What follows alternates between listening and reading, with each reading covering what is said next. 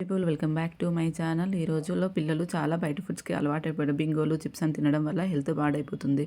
So మనం ఇంట్లోనే ఎంతో కొంత బెటర్గా మంచి ఆయిల్తో అయితే చేసుకోవచ్చు కదా. సో అలాంటి వాళ్ళ కోసం అయితే ఈ వీడియో.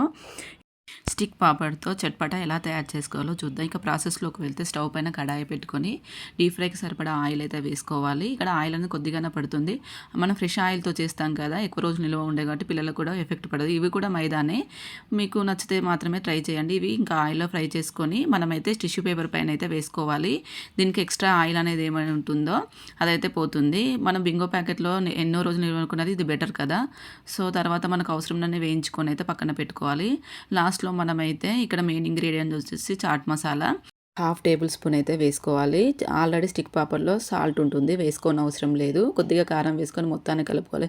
అంతే, ఎంతో ఈజీగా అయితే చట్పటా అనేది తయారైపోయింది. తర్వాత లాస్ట్లో సాస్తోనే సర్వ్ చేసుకోవడం. Thank you for watching. Please subscribe చేసుకోండి అండ్ లైక్ చేయండి.